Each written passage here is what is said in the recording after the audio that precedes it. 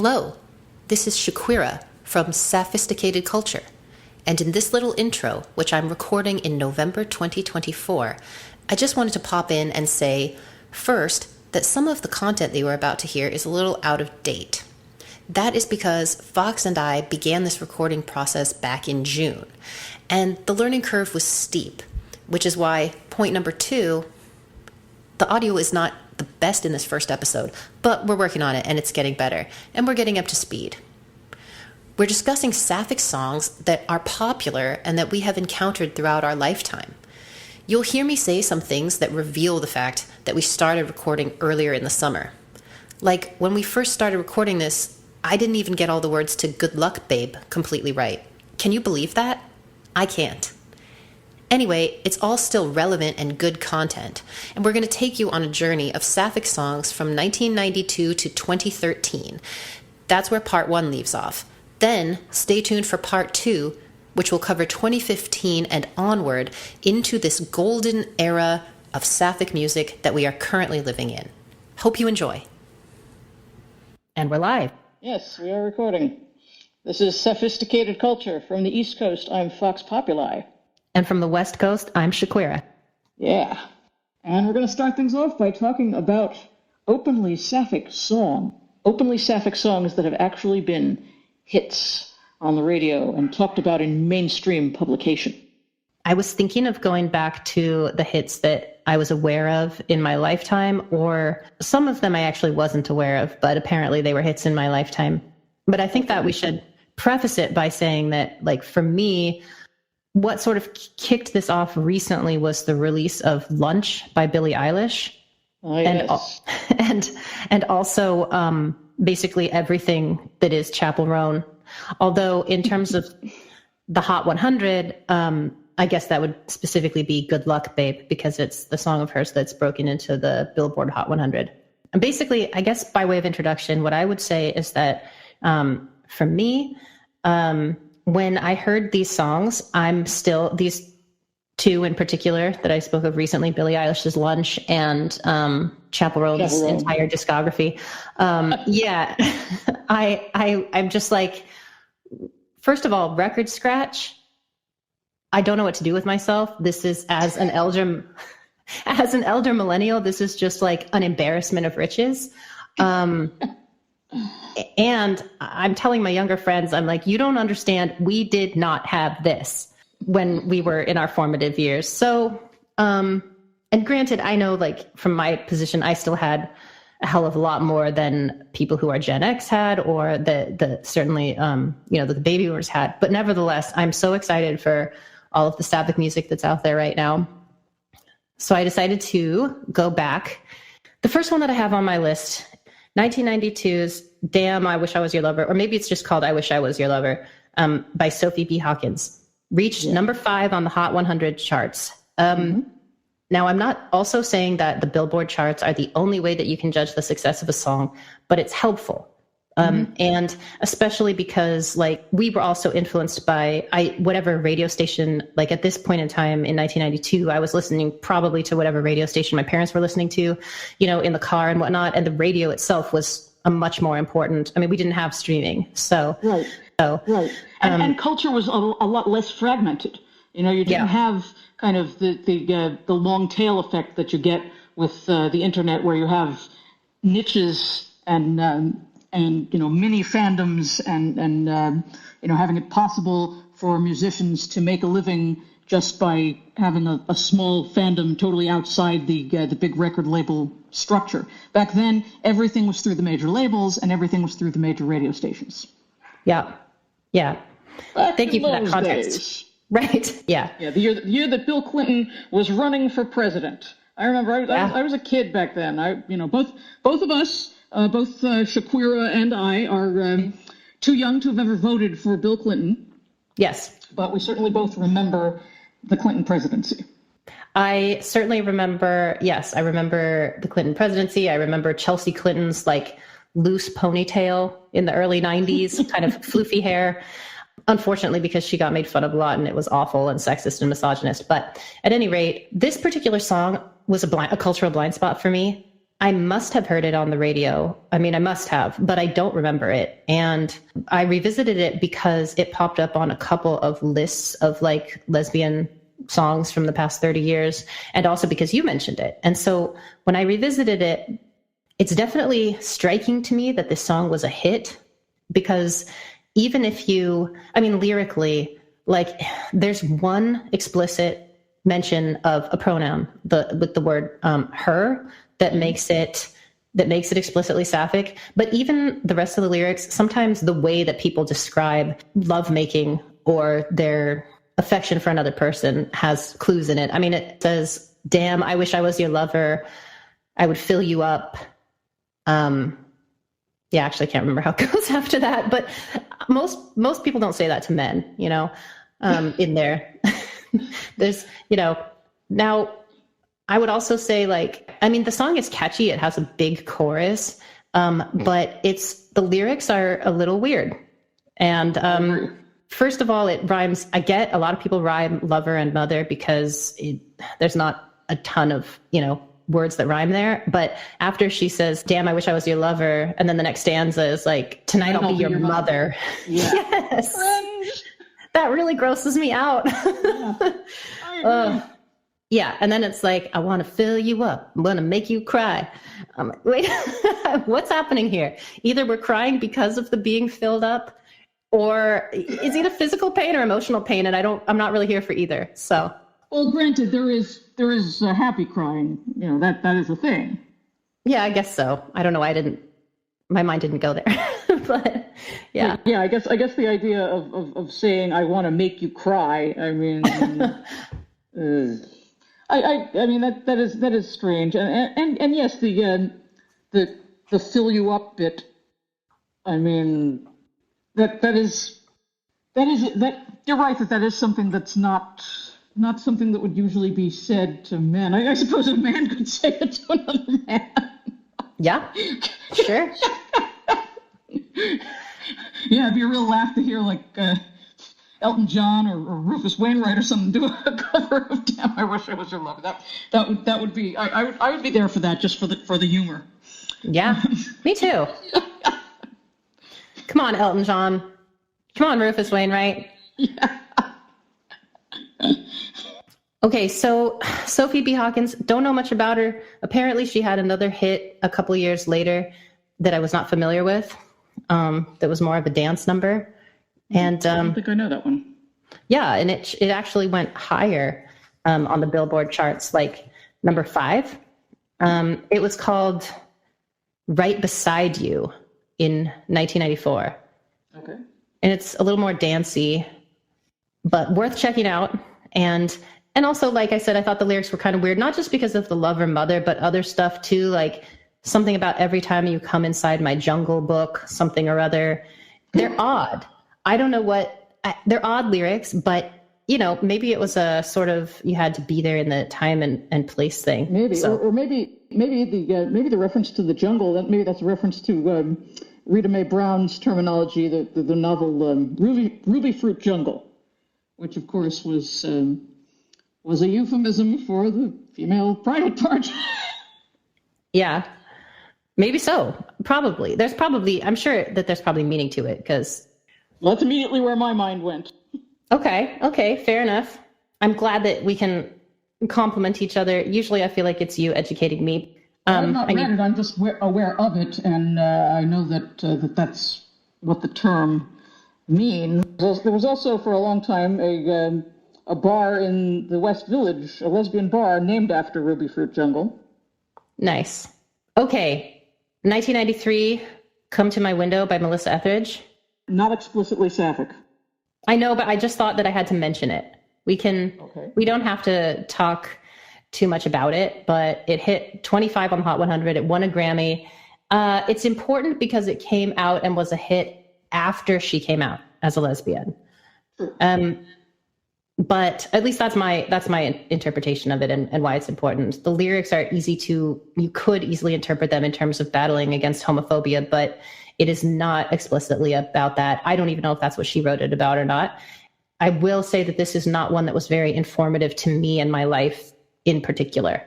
although much love and respect to Melissa Etheridge, I don't know. I was probably a little too young, I guess, to have that be something that I was really resonating with.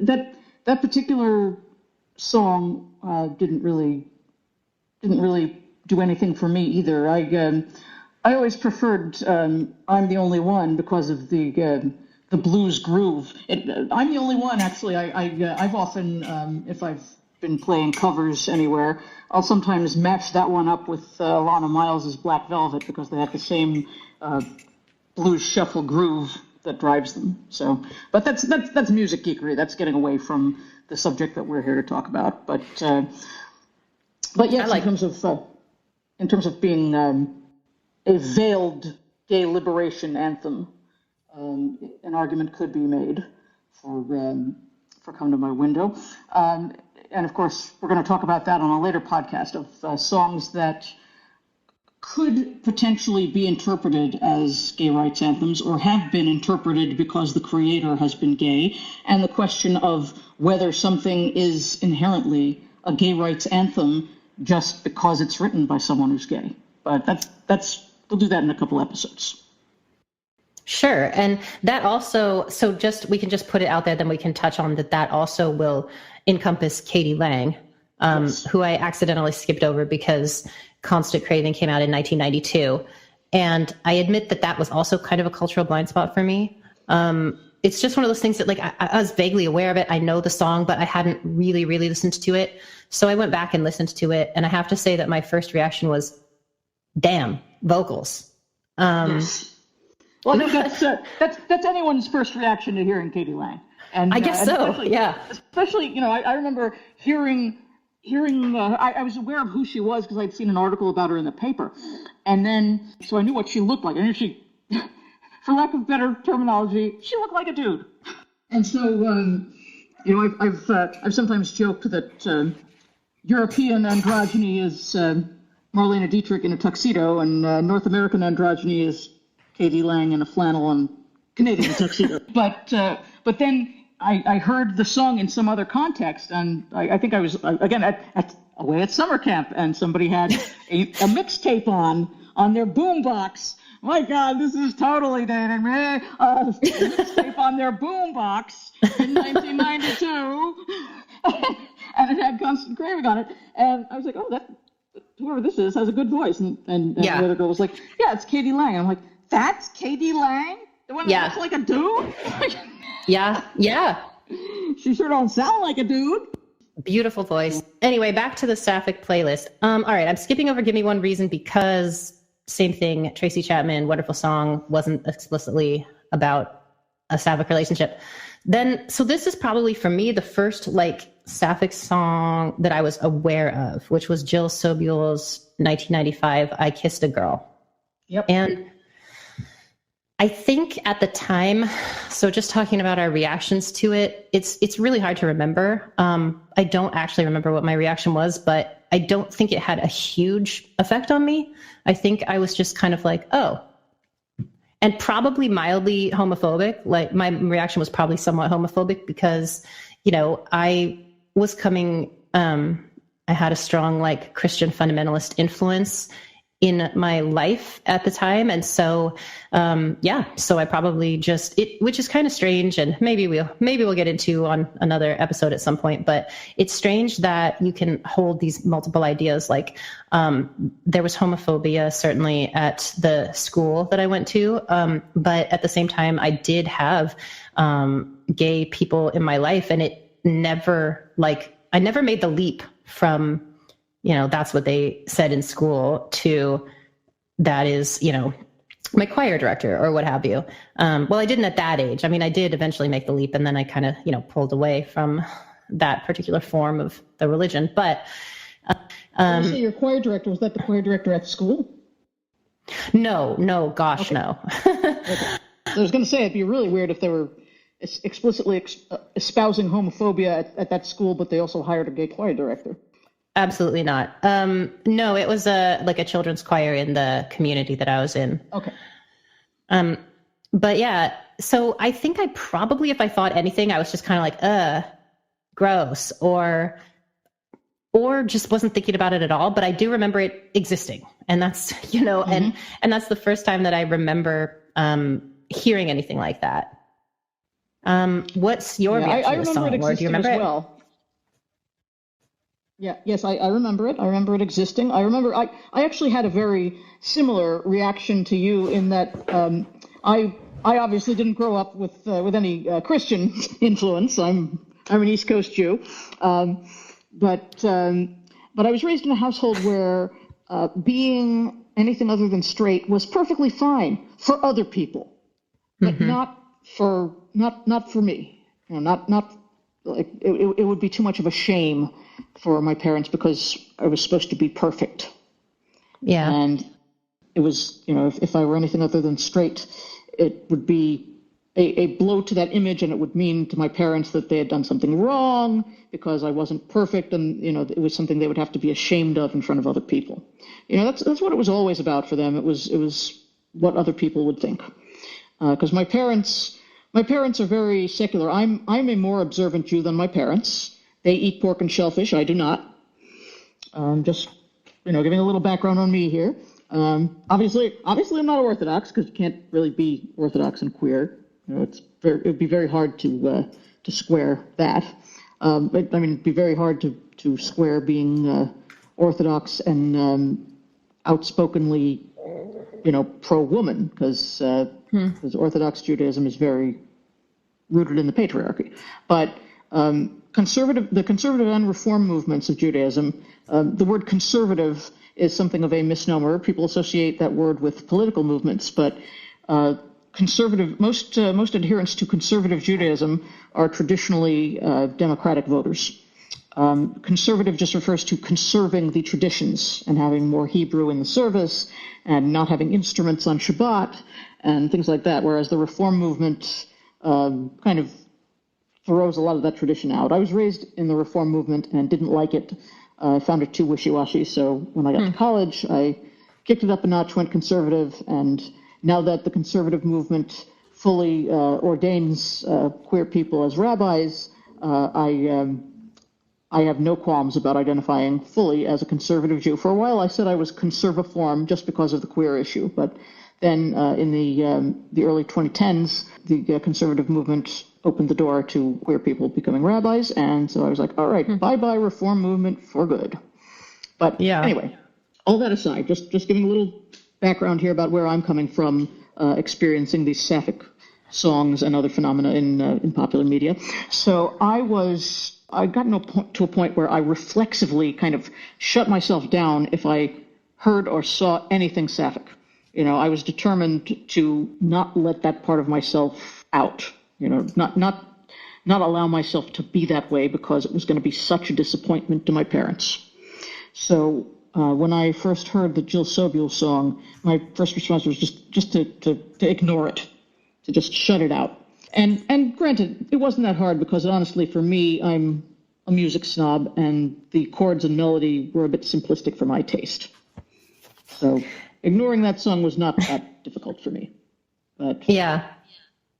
Well, thank you for the background on yourself. I would say that I'm trying to think about like the best way to phrase this. My own like personal background in what I approached it with was that I grew up in a very liberal area, but for part of my childhood and adolescence, I attended a very conservative Christian school.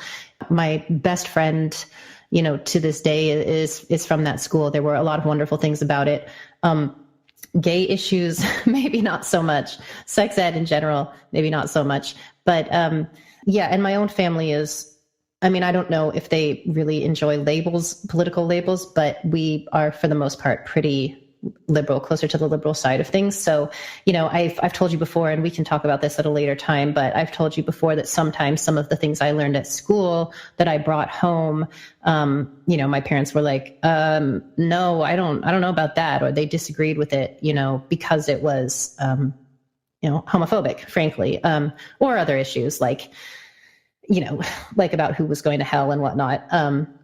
But I still had that influence. And for some reason, I don't know, I did grab onto it a lot. I don't know if everyone else did. I don't know if all the other kids who got taught those things at school necessarily engaged with them quite as deeply as I did. But I did, until I was about 13 anyway. But I was always questioning though.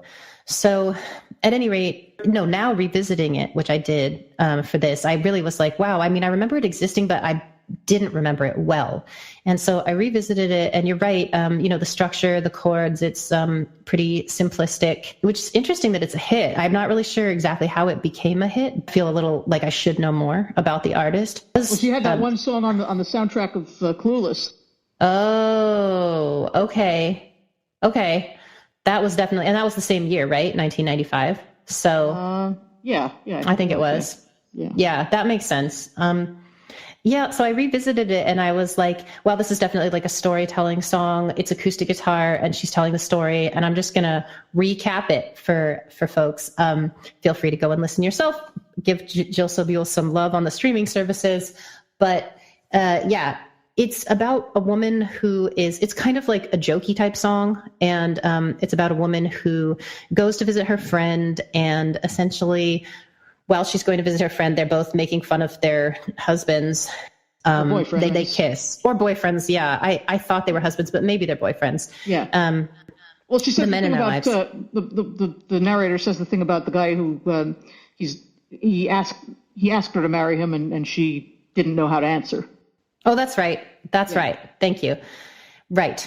So when they're hanging out as friends and like talking about this situation, and I guess kind of making fun of their men, and then they kiss. And the song, it's kind of like a little bit flippant, I think, the way it's written. It's kind of like a little bit jokey, serious, but also jokey. And so looking at it now, it's definitely not, and I'm definitely going to contrast this song to what we're getting now, because it's still absolutely steeped in like pushing back against heterosexuality, or at least against compulsory heterosexuality. And it's very much like shrouded. I mean, it's a secret relationship, but it's not secret in the way it's still serious. She's not making fun of it in a sort of like, oh my God, we're just girlfriends getting drunk and kissing. It's more like it meant something to her. She says, I'm so glad I kissed a girl and I may do it again. I don't know exactly how to describe it. It doesn't feel like it's exploitative exactly. And neither is the video, which is probably an important element here. It doesn't feel like it's for the male gaze, as they say, or performative to me, but it also doesn't feel, it's also not like, it's definitely a far cry from what we're getting today. I'll put it that way. Yes. Well, I think for where culture was at the time, it like what we're getting today couldn't happen without that having happened then. Yeah. Yes, true. So I don't mean to judge them by like the same. It was part of the evolution. And then in the video, which I revisited, and it's important because like it was the 90s, videos were a big deal. Maybe they still are. I don't know, but people watch the videos on MTV. Yeah. Mm-hmm. Yeah. So the video is kind of like a 1950s spoof, and it's like the two friends. Actually, to be honest with you, I'm not sure if it's her in both roles, but if it's not her, it's someone who looks a lot like her in both roles. And then Fabio is cast as the boyfriend in question who wants to marry her. And so that's kind of like a bit of context for those who don't know. Fabio was a model from Italy at the time, who was very popular for posing for a lot of covers of romance novels. Yes. And and he was also in I can't believe it's not butter commercials. Was he? I don't remember that. Yeah, but always as like, he's always kind of a spoof of himself, right? Because he's like got long flowing blonde hair and like a waxed and oiled chest, and has a certain like masculine look that he kind of became sort of a parody of himself, which, I say good for him for being willing to like be lighthearted about this stuff. Yeah. Actually, he did a good parody of himself in Zoolander as well. Oh yeah. Mm-hmm. Yeah. So Fabio is her boyfriend, and in the video, it's all very cartoonish, which I think it kind of had to be. That was probably a good move.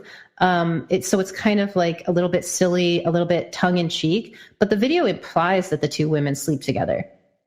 Because there's like a thing, I think it's a scene where, woman number one is, I don't know, basically like they're in bed together or something, and then like the man comes home, or maybe it doesn't show them in bed together, I can't remember now, but whatever it is, one of the women is hiding under the bed, and the man comes home, and then like when he gets in bed, the woman hiding under the bed has to like sneak out, and I think she's holding a piece of clothing too, so there's an implication that something's going on, and also something besides just kissing, and also the song also says like, she put her hand above my knee, which is,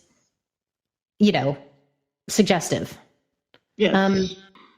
So all of that is to say, it's a far cry from where we are today, but it was still important. I didn't listen that closely to these lyrics until like 2 weeks ago, but now I've done the deep dive. I do the homework for mostly for myself, but also for the listeners, should we get any. Anything else? Oh, but then the really weird thing about the video too is that then at the end of it, they pop out, and both Jill Sobule, I don't know, I think it's her in both roles, but the two women pop out of their little like 1950s cartoon doors, and they're both pregnant. So I don't know what that part was all about. There's kind of a strange. I suppose it was also a commentary. I mean, and of course I'm looking at this from the point in history where we are now, but maybe it's at least one possible read of it is that that being queer has always existed, and even when people have had to be closeted and live heterosexual lives and have the traditional 1950s style family, they have still carried these things on in secret, and it's not as if being queer suddenly came into existence for the first time in the 1990s or the 2000s.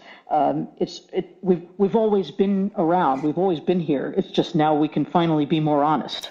Yeah, that's a really good interpretation. And I like it better than my own, because my like little defensive lesbian reflex was to be like, why are they trying to like diminish this as if it was just a fling? And then look, she's, back to her pregnant regular life. Which I admit was like coming from a reactionary place, but I think your interpretation is much better, and probably more what they were going for, because I doubt Jill Sobule. I don't think she's stupid. No, she's not. Todd Rundgren wouldn't produce her if she were stupid. He produced a lot of her stuff. Really? Yes. Oh, that's awesome. Did he produce that? I don't think he produced that one, but he's definitely worked with her a good amount. Okay, cool. I'm going to have to look into that. So then, if you don't mind, I'll just keep on going down the list. Yeah, let's go. Okay. Then the next one. Now, also, dear listener, if you got some things in here that you think we missed or that we're skipping, please note that this is my personal reflections and a bit of Billboard Hot 100 research. If I'm missing something, please let us know. But the point, though, is to have songs that were actually popular enough in the mainstream that you might hear them out and about if you weren't seeking them out. So that's why I'm sure there are plenty of other like lesbian and or sapphic artists who had songs, but would the average person be exposed to them? Exactly. Yeah. So then there's kind of a big gap. For me, it goes from 1995's I Kissed a Girl to 2002. We arrive with Tattoo and All the Things She Said. Oh, yes. Oh, boy. An absolute banger. An absolute banger, but completely fabricated. I know. Don't ruin this for me. Well, I'm just giving that context. I'm just giving that context for the listeners. I know. I'm just joking. Okay.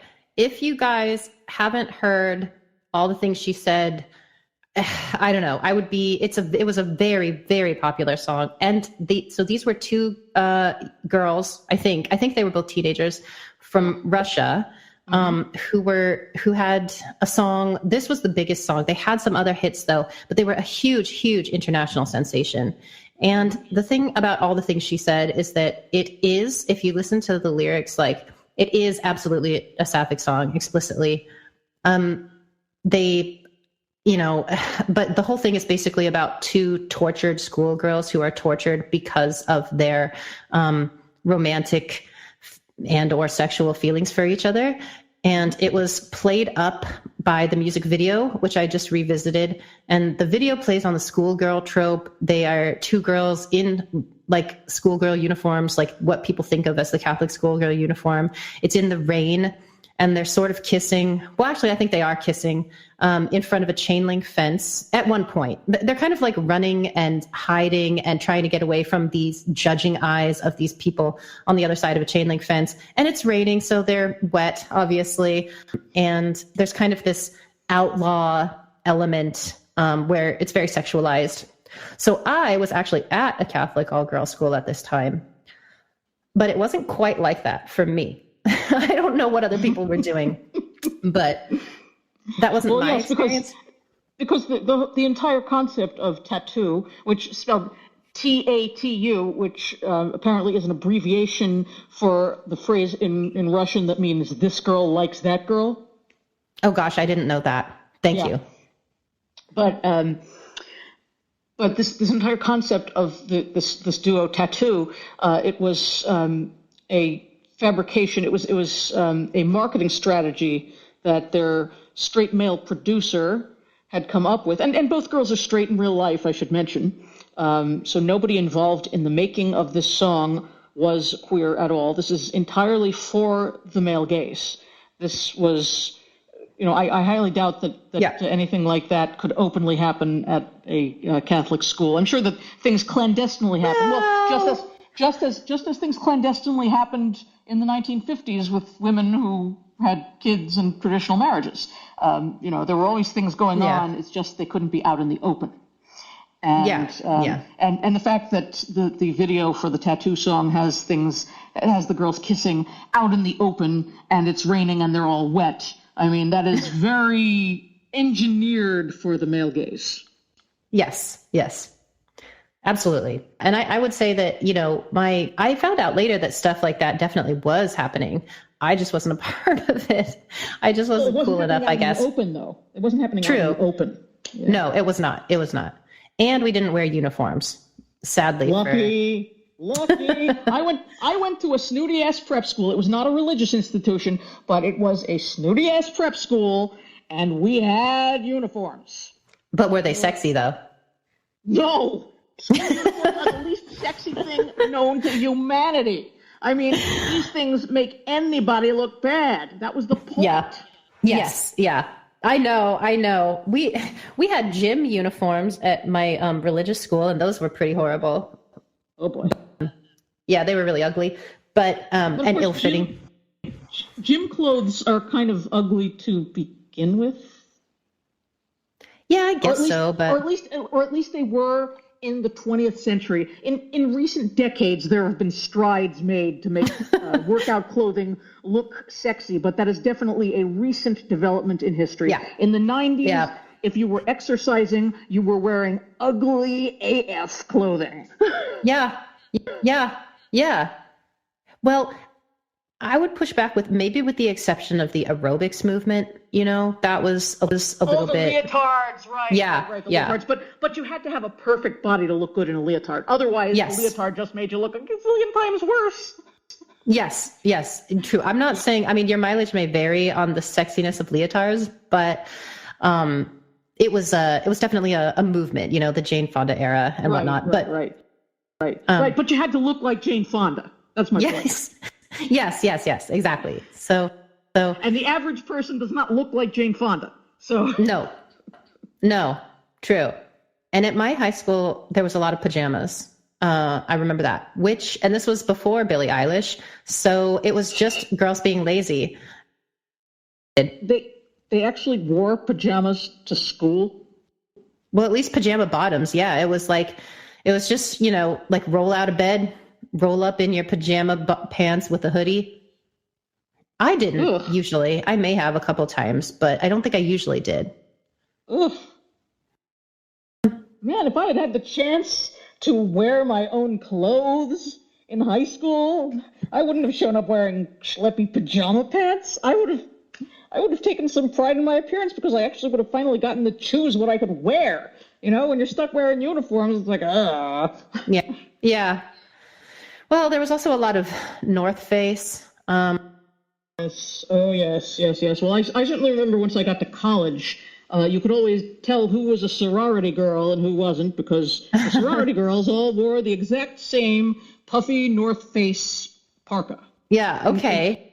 In solid black with the North Face logo on the chest, on the upper, I think it was the left-hand side of the chest. Did it have sleeves, or was it the sleeveless vest puffy thing? This was Michigan, so yes, it had sleeves. Okay. We had a lot of the vests. In the Pacific Northwest. Yeah. In the Pacific Northwest, you can wear vests. Yeah. Michigan's where I went to college. I'm an East Coast girl, but I did go to the Midwest for my degrees. Yeah. So back to tattoo. We could really do, and maybe I will at some point do a deep dive on tattoo and what ended up happening with them, and then how the girls reacted to it, and their history. I have to say that I did not I wasn't really super aware of it at the time, and that was just, I was like the right age for it, and I liked the song, and I don't know, I don't remember how I reacted to the video, to be honest with you, but I certainly liked the song, and I liked a couple of their other songs too. It's like pop rock, engineered to be catchy.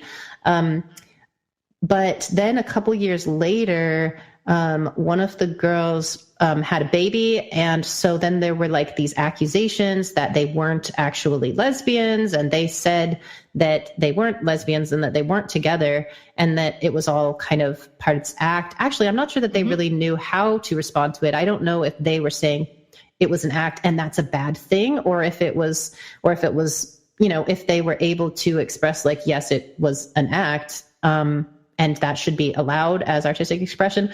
I don't know, but there was definitely a backlash to them being fake lesbians.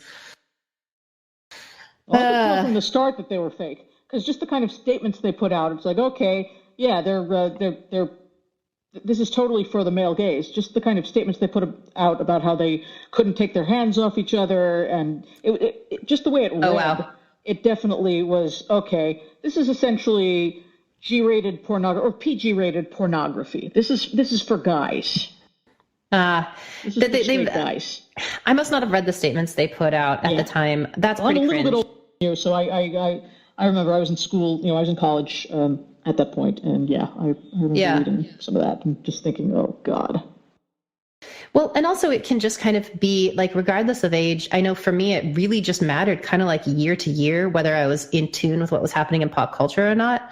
It could just be that like, oh, one year I was playing basketball, so I was a lot more busy with that and I didn't have as much time. And the other year I was watching, oh gosh, what was Carson Daly's show on MTV? Total Request Live, like religiously. Okay. Or whatever, where they played the video. So it really, it changed for me from year to year, but yeah, so that's unfortunate. That's too bad. Oh man. But now like they had a little reunion in 2022. I don't know what they're up to these days. That's the nostalgia cycle, right. So. Yeah. Well, I hope they're doing well, and that is pretty cringe, but still a banger.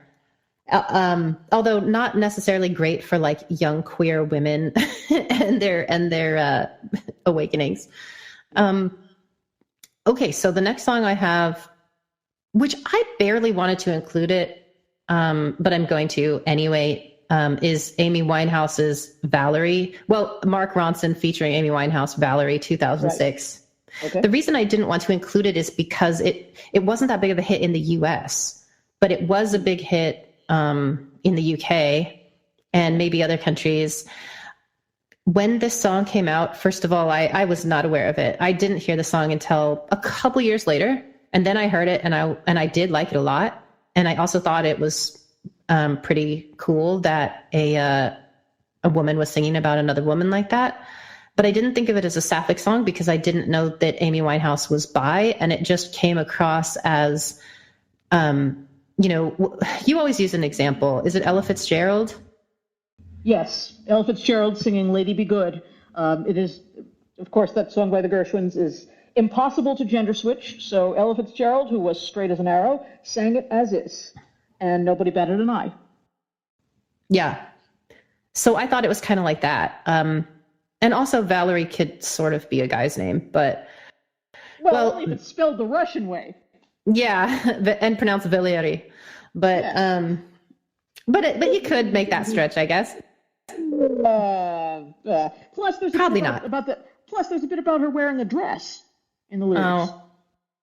Hey, let's not police Valery's, expression here.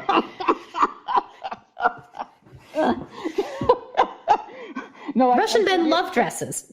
We'll leave that to the Russian government. Oh, God forbid. Oh, God. Yeah.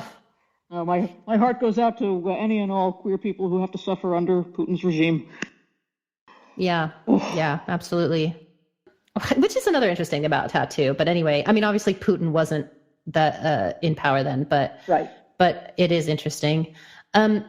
Yeah. So for me, I think the really big difference between when Tattoo came out in 2002 and then the Amy Winehouse song in 2006 is that, like, basically I came out in between there. But I wouldn't even say that I came out. That's kind of an entirely different story. I would just say that in 2002, dating women did not occur to me. And in 2006, I was dating women, or at least one woman.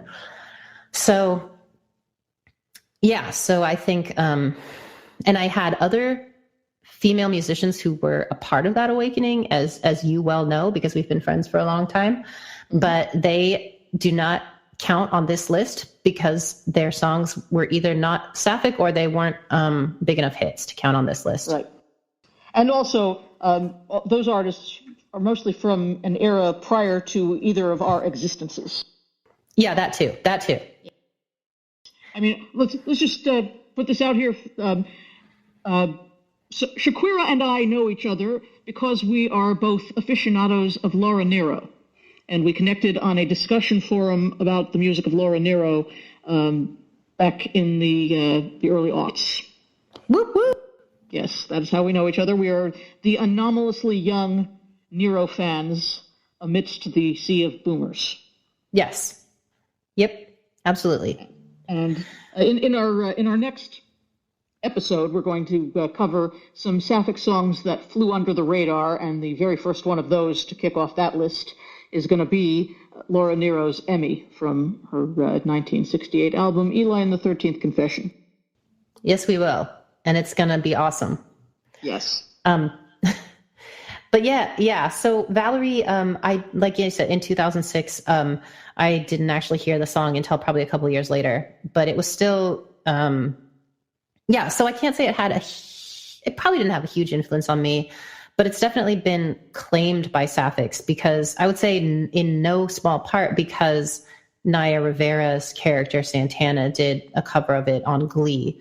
And that was kind of like a big showpiece because the whole arc of that character was, well, I mean, at least her major arc was being a lesbian, coming out as a lesbian. I watched the first 2 or 3 seasons of it, not in real time, but actually after Naya Rivera's tragic death. And so I saw up to that part. I don't know what happens after that for her character, to be honest with you. But at any rate, I think that, it's kind of been reclaimed over the last, 15, 16 years. Not reclaimed, but just claimed more closely. Do you have any thoughts on Valerie, which technically is a Mark Ronson song, but feels like Amy Winehouse's song? Yes, and also technically, it's also a cover. It's not neither Mark Ronson nor Amy Winehouse wrote the song. Yeah, it just takes on a little bit more Sapphic meaning when an actual Sapphic sings it. It's songs can take on different meanings depending on who sings them, and the fact that Amy Winehouse did identify as bi.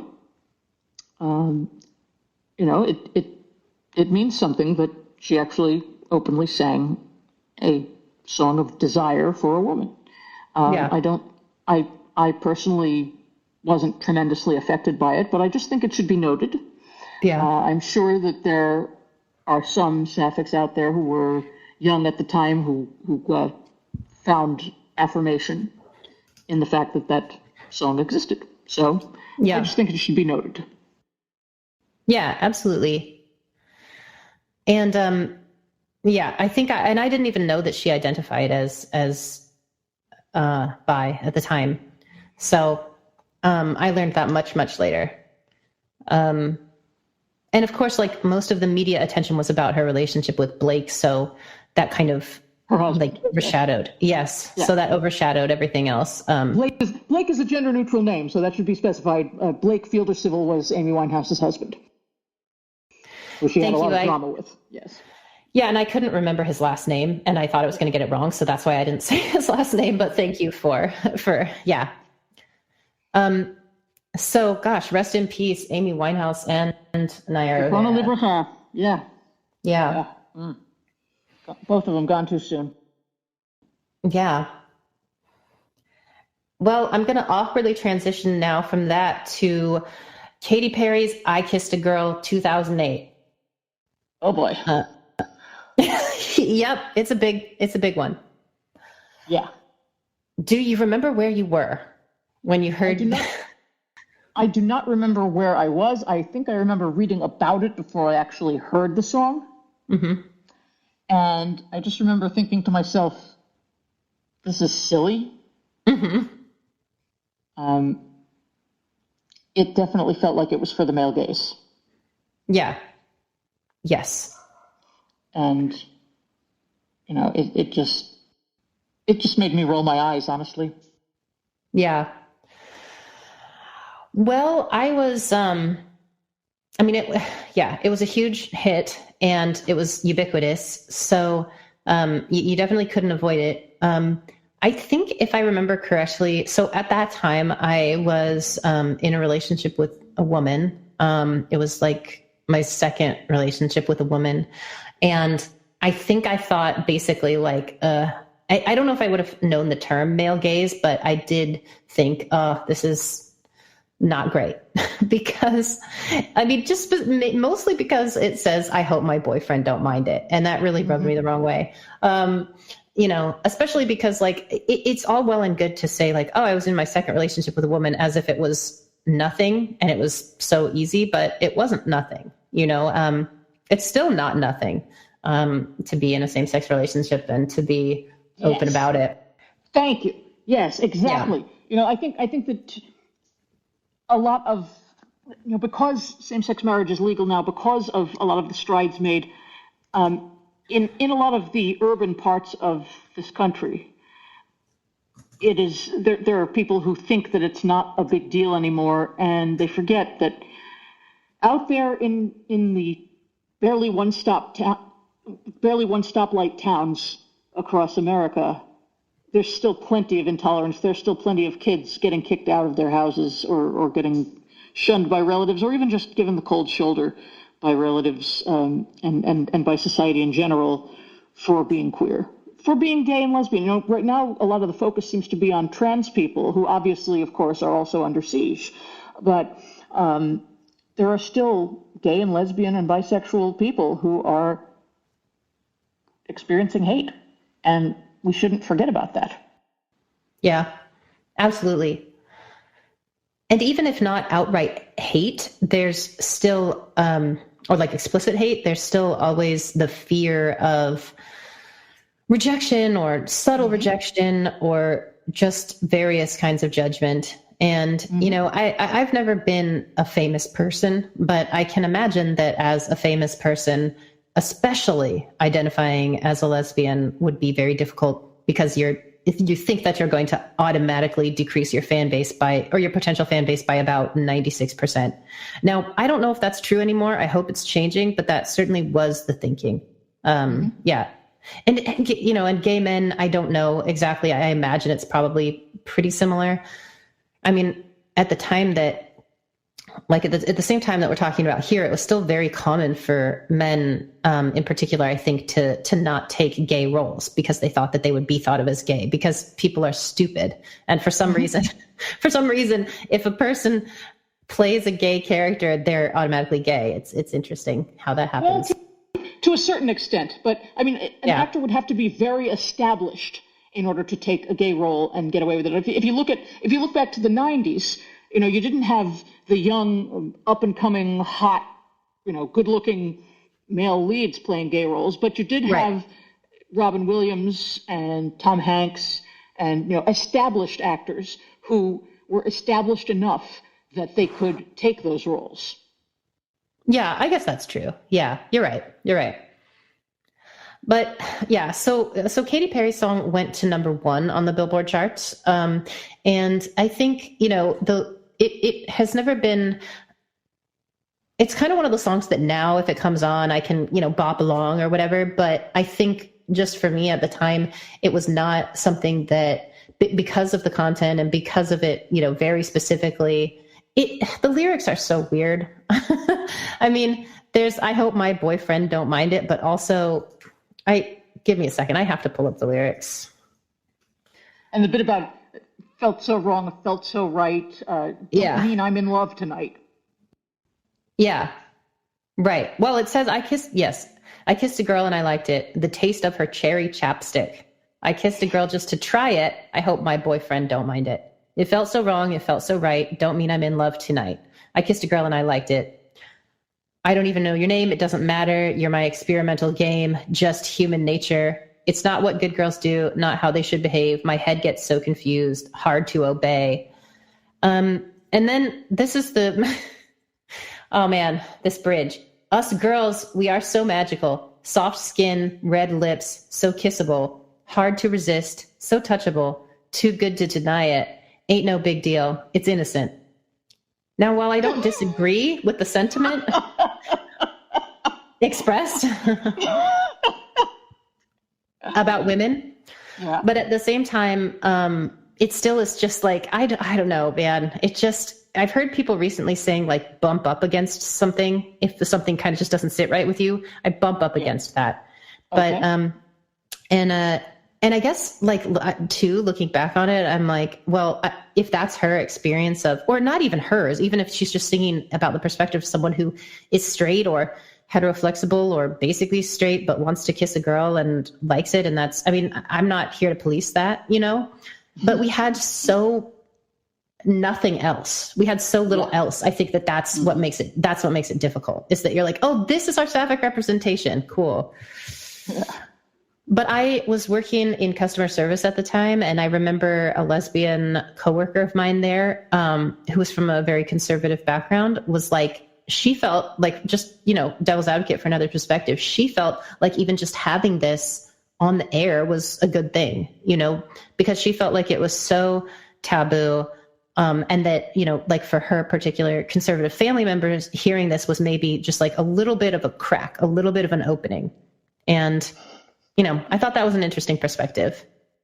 Okay. I'm not going to make any dirty jokes about a little bit of a crack, a little bit of an opening. I walked right into that. I did not mean to set that up for you. You did. You totally did. I can never resist the opportunity to make a dirty joke. That's just... I teed it up. That was, yes. But no, I didn't mean to, I swear. But anyway, well, that also goes to show how we have had to beg for scraps. Yeah, true. I mean, until this recent embarrassment of riches, and I do mean embarrassment to a certain extent, but until this recent spate of total open Sapphic-ness, we have had to beg for scraps. We've had to find interpretation, find representation even where it wasn't.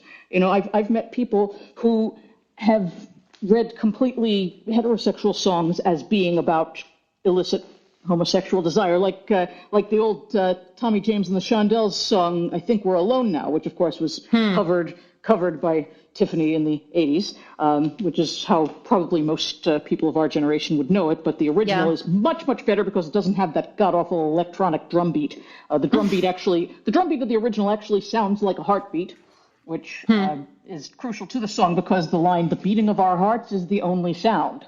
Yeah. But yes, just the idea of this forbidden relationship. The song obviously does not have any queer intention behind it at all. Its creators were straight.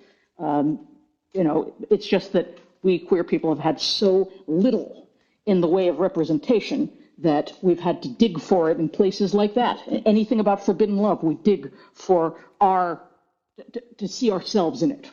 So yeah. Well, I was going to mention, and, I guess, I don't know if this is the right place for this. We can edit it out if it's not the right place for it. But speaking of songs that have been sort of co-opted as forbidden love, I don't know if it's just me, but I don't think so. I think that a lot of lesbians really clung to the Killer's song, Mr. Brightside. Really? I mean, a lot of people did. It was a huge hit and people love it as a song, but I mean, the whole song is about the anger of watching a girl hook up with some guy who's not shit and how it's killing you on the inside. And I think that the energy behind that song, I don't know, lesbians and Sapphics, let me know, is it just me or has that always been somewhat of a sort of lesbian anthem to you too? This is the first I'm hearing of this. So so I definitely weigh in as it's certainly not universal enough that I've heard of any such thing. Of course, that doesn't mean it isn't universal, because I'm kind of a geek. I can kind of have blinders on sometimes, but yeah, it would be interesting to hear what other people have to say. So, listeners, please respond to us, give us comments, let us know what you think.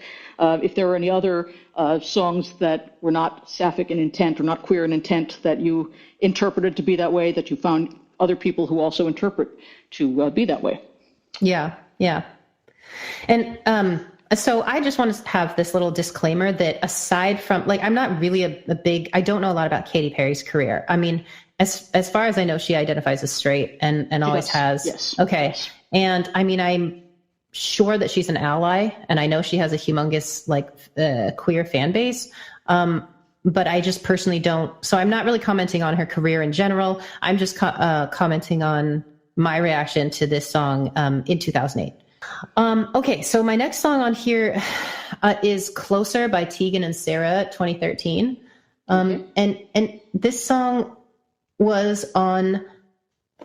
Yeah, I don't know how ubiquitous this song. I don't think it was actually that ubiquitous, but it was on the dance charts. So it's kind of a maybe for me. I don't think it made the Hot 100. I definitely have straight friends who listen to it. I remember going on a trip up to New England with a very good friend of mine who is completely straight and a wonderful ally, and we were driving, and she had a dance mix on her iPod. Remember iPods? Yes, she had a dance mix I still have one. Her. I love iPods. They have such great sound quality. But Apple should bring them back. Yeah. But she had this dance mix on her iPod because that helped keep her awake while driving. And she had several Tegan and Sara songs, including that one. And I remember being kind of surprised because I was like, "Yeah, you're straight." She's like, "Yeah, well, yeah, but everyone listens to Tegan and Sara." Well, I didn't know that, but you know what? Also, I stand corrected. It actually was on the Hot 100. It got to number 90 in its peak position. Okay. On the adult top 40, it got to number 30, and it did reach number 1 on Billboard's Dance Club songs. Okay. But yeah, so it was a bigger hit than I realized. Okay. And I like this song. It's a great song. And it is it Sapphic? I guess yes, but only subtly so. And I think that's because the lyrics are, she talks about they talk about wanting to get another person under them, which even that isn't technically explicitly, it doesn't have to be, there's no pronouns or whatever, but it's kind of implied. Okay. I would argue. I don't know. What do you think? I mean, I guess the fact that they're both openly lesbian that adds that element to it. It's by itself. If you didn't know it's them, it wouldn't necessarily register that way. Of course, it could register that way, or it could register as just kind of a girl power, woman on top kind of thing. If you didn't know it's them, so that's true. That's very true. It's on the fence. It's on the fence. But I think it should also be mentioned around that same time there was that song by Macklemore that featured Mary Lambert that sampled Curtis Mayfield's "People Get Ready," which was, of course, a civil rights anthem. I found that Macklemore's song was a bit heavy-handed. Because he was being this straight guy who was talking about, if he was gay, he'd be shunned by the hip hop community, and talking about his gay uncle and stuff like that, and then Mary Lambert comes in on the chorus with I couldn't change if I tried, even if I tried, even if I wanted to. And then, of course, Mary Lambert had her own song that was like a full song with that as the chorus. And that song got some attention because of the Macklemore song. But, that happened around that same time, 2013, 2014. And my reaction to that was, oh, God, this is like when you hear casually racist people say that their best friend is black. It's just like, oh, God, really? This is just so heavy-handed, just so trying to hit you over the head with it, or I guess even a better analogy would be in Hollywood movies when you see certain tropes of trying to go so far out of the way to prove if a movie is going so far out of the way to prove that its minority character, be it someone who's black or someone who's gay, is just so angelic that they can't do anything wrong, and there needs to be almost to refer to a particular trope, the magical minority trope, right? So Macklemore's song landed like that for me. Okay. Yeah. I hadn't thought about that song in quite a while. I think at the time I liked it, not like I was going to play it. I mean, that's the thing though. I don't think I played, I don't think I'd play it. Like if his song Thrift Store came on or whatever that song was called, that's got good production. It's catchy. I would let that play. I think if Same Love came on, I don't know, it wouldn't be quite the same experience because it's not as catchy and it is more preachy. But he's just an interesting character in general. That's a good way of putting it. That's a good way of putting it. Preachy. Yeah. I mean, I know he seems like someone who tries to, I know he's had struggles with sobriety, and I respect him for being a sober person and, trying to find things to rap about that are also like respectful of sobriety and not misogynistic, and it's probably pretty difficult, and also while being a white guy, which is, no, I'm not saying I respect him for doing that while being a white guy, because I don't know, that's a whole can of worms, but I do think it's interesting that he kind of tried to see, like do everything right, like talking about his positionality, as a white straight cis guy in hip hop, but he still had this huge moment and then kind of fell off. And I don't really know what happened to him. I don't know if people decided he was corny. Well, he's resurfaced now with the Free Palestine thing. Interesting. The thing is, I think that he's a virtue signaler.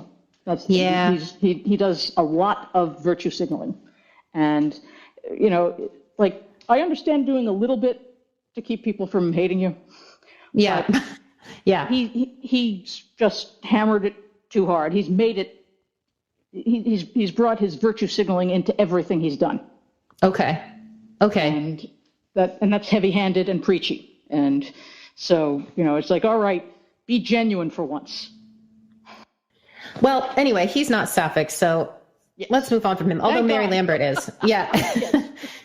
Although Mary Lambert is, and that's true that was a hit song that I guess had a Sapphic element to it by virtue of the fact that she was on it. But I want to note that the Tegan and Sarah lyric from Closer is actually, well, the only one that's like kind of maybe gendered or steeped in traditional gender roles is all you think of lately is getting underneath me.